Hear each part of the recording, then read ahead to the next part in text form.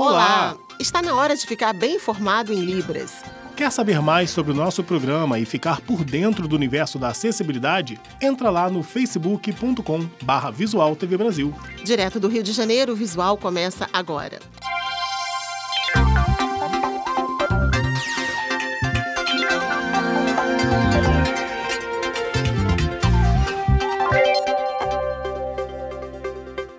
A produção de ossos sintéticos vem ajudando vítimas de acidentes e tumores a recuperar a autoestima. A pesquisa foi desenvolvida pela Universidade Federal Fluminense, em Niterói, no Rio de Janeiro. Nelly é uma das 50 pacientes que participam dos primeiros testes com osso sintético da Universidade Federal Fluminense. Ela sofreu um acidente de carro há 20 anos que deixou traumas na face. Um tratamento muito eficaz e o material é ótimo. É assim, eu me sinto como se não tivesse implantado, os dentes, como se fossem os meus. O material leva apenas insumos nacionais e foi desenvolvido por professores e estudantes da Faculdade de Odontologia da UF, para quem teve perda óssea, como vítimas de violência urbana, de acidentes de trânsito, de tumores ou devido à idade mais avançada. Os testes até agora mostraram que os riscos são quase zero, como em qualquer cirurgia odontológica com anestesia local, porque o material é totalmente sintético. Esse é um biomaterial, que é um osso sintético, que pode reconstruir e permitir não só reabilitar esteticamente a pessoa, como também proteticamente, porque tem pacientes que precisam fazer implantes dentários, parafusos, não tem osso para receber o implante e esse osso, esse paciente readquire a altura óssea e a largura óssea através desse osso para depois poder receber o implante. O tratamento leva em média 9 meses, incluindo o implante dentário. Os pesquisadores afirmam que esse material é 20 vezes mais barato do que os produtos importados. Nosso objetivo é levar da bancada do laboratório até o consultório dentário e isso, como vai baratear muito o material, a gente consegue levar para mais pessoas. Então, assim, ainda mais no nosso país que nesse momento está precisando de muito. Os benefícios vão além da saúde bucal. Eu tinha um sorriso tampado, triste, devido da dor e do trauma, porque meu rosto inchado. E daí para cá eu readquiri tudo novamente.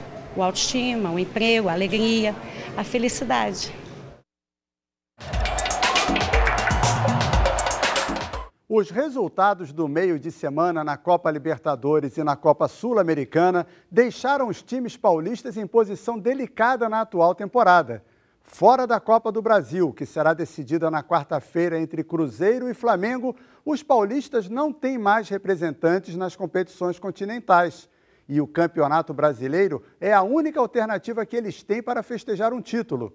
No momento, o Corinthians lidera com folga de 10 pontos para o Grêmio, segundo colocado, e o Santos e o Palmeiras também estão entre os 4 primeiros. É grande a possibilidade de o Corinthians festejar o título da principal competição nacional. Mas o São Paulo, na zona do rebaixamento, também está entre os cotados para cair para a Série B. Domingo, os dois times se enfrentam. Será uma boa oportunidade de a gente saber que caminho os paulistas vão seguir, o do título ou o da queda. Mesmo já aposentados, muitos idosos ainda têm disposição para trabalhar, mas enfrentam discriminação. Um aplicativo dribla a falta de oportunidades e inclui esta mão de obra no mercado de trabalho. Nas paredes do apartamento, as telas de Dona Matilde mostram o talento que estava adormecido. A professora começou a pintar ainda na adolescência. Quando começou a trabalhar como professora, sem tempo, ela parou de pintar. Aos 71 anos e prestes a se aposentar, resolveu voltar para os pincéis. Dona Matilde descobriu que a pintura poderia complementar a renda da aposentadoria. Tudo por um aplicativo de celular, que oferece serviços de pessoas com mais de 50 anos. O aplicativo que foi me indicado por uma amiga, achei sensacional e daí eu me cadastrei também. E daí eu vi essa grande oportunidade de hoje mostrar meus quadros, e ter uma renda a mais, A ideia de criar o aplicativo foi do Fábio. Nós estamos aqui na ferrovia porque foi este ambiente que o inspirou a desenvolver este serviço. O que tem a ver, Fábio, a ferrovia com a criação desse aplicativo? Bom, eu trabalho há mais de 18 anos na manutenção e gestão da via permanente, com ferrovias. E ao longo desse tempo eu vi muita gente sair da ferrovia por questão de aposentadoria ou idade. E foi isso que me motivou ver essas pessoas migrando da ferrovia para outros setores de serviço a desenvolver o Longevoo, para conectar o público geral com esse pessoal mais experiente. Seu Hernani foi uma das inspirações. Depois de 33 anos trabalhando no setor ferroviário, o engenheiro civil se aposentou. Aos 59 anos, ele não consegue voltar ao mercado. Apesar de tudo, com 50 anos, a gente tem muito jovem ainda por dentro. A gente tem muito pique e muita coisa para fazer ainda para esse Brasil nosso. O programa Longevoo é voltado para que pessoas com mais de 50 anos anunciem serviços ou produtos.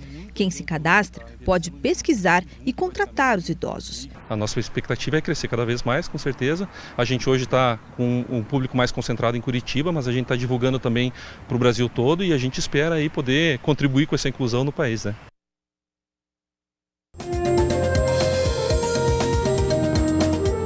O México decretou 3 dias de luto pelas mais de 200 vítimas do terremoto de terça-feira, no mesmo dia em que o país relembrava o tremor mais forte da história mexicana. Os resgates de sobreviventes nos escombros foram comemorados com aplausos. Mais de 20 edifícios desmoronaram com a força do terremoto de magnitude 7,1. O epicentro foi no estado de Puebla, a 120 quilômetros da capital. Apesar da distância, os 20 milhões de moradores da cidade do México sentiram a terra tremer e correram em pânico para as ruas. Líderes mundiais manifestaram solidariedade e o Papa Francisco rezou no Vaticano pelas vítimas do terremoto. No discurso mais aguardado da abertura da Assembleia da ONU, Donald Trump atacou a Coreia do Norte pelos testes nucleares realizados nas últimas semanas.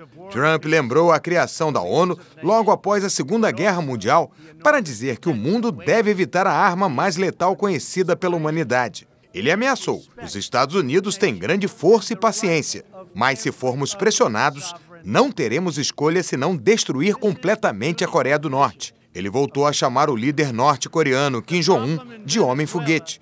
O tom duro do discurso foi criticado pela imprensa e comunidade internacional. 80 pessoas foram presas nos Estados Unidos em manifestações contra a absolvição de um policial branco acusado de matar um homem negro. Foram 3 dias consecutivos de protestos como este, em que as pessoas se deitam no chão representando negros vítimas da violência policial. O caso aconteceu em 2011, quando o jovem negro foi perseguido e morto com 5 tiros pelo ex-policial sob acusação de tráfico de drogas. O policial afirma que o jovem tinha uma arma dentro do carro. Já a promotoria diz que a arma foi plantada. Depois da passagem do Irma, outro furacão chegou esta semana ao Caribe. Com ventos de 145 km por hora, o furacão Maria devastou a ilha de Dominica e deixou um morto em Guadalupe. Ele chegou à categoria 5, mas foi rebaixado para 4 quando chegou a Porto Rico. Foi a tempestade mais violenta a atingir Porto Rico em 90 anos.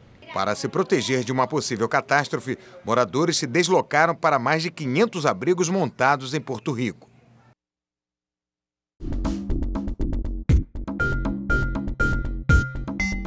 Hospital,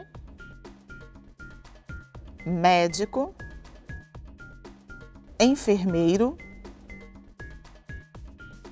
ambulância. Essa semana foi comemorado o Dia Nacional do Teatro Acessível. É a primeira vez que o país comemora essa data, criada por lei em maio deste ano. Em São Paulo, a organização Escola de Gente, que luta pelo acesso das pessoas com deficiência nas atividades culturais, fez uma apresentação especial para comemorar. As rampas são a primeira etapa para garantir o acesso a espaços culturais.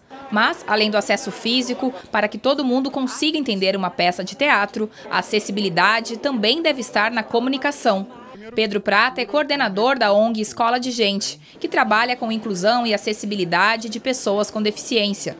O grupo Os Inclusos e os CISOS é um dos projetos da ONG. Quando a gente faz um teatro acessível, na verdade a gente só está garantindo o direito de pessoas com deficiência, que são historicamente excluídas da vida cultural da sociedade, de participarem do teatro e de outras manifestações que elas tenham interesse em participar e produzir e atuar. A visita guiada pela audiodescritora no palco antes da apresentação é uma forma de acessibilidade que o grupo oferece para quem tem deficiência visual. Aqui é possível tocar e sentir os itens que fazem parte do cenário. Quando ela faz a audiodescrição, dá para você visualizar, né? Imaginar e visualizar mentalmente o que você tocou. E é bem interessante. Sidney também é deficiente visual. Ele já tinha feito uma visita guiada em outra peça antes e conta que isso ajuda a compreender o espetáculo. Mesmo que haja notas introdutórias na audiodescrição, a exploração tátil realmente ajuda bem a visualizar o cenário. O público também pode acompanhar a peça pela legenda no telão, pelo intérprete de Libras e pela audiodescrição com fones de ouvido. Sem o recurso da audiodescrição, a pessoa não vai ter aquele espetáculo como um todo. Ele vai ter partes do espetáculo. Ele vai escutar a história, mas não vai saber o que está acontecendo dentro dessa história. O que os atores estão fazendo, né? Como eles estão se movimentando, como é que é o figurino, como é que é o cenário. Então é fundamental. E o visual fica por aqui. E você já sabe, para falar com a gente é só mandar uma mensagem pelo WhatsApp. O nosso número é 021 974 522 300. Tchau, muito obrigada pela companhia. Tchau, tchau para você.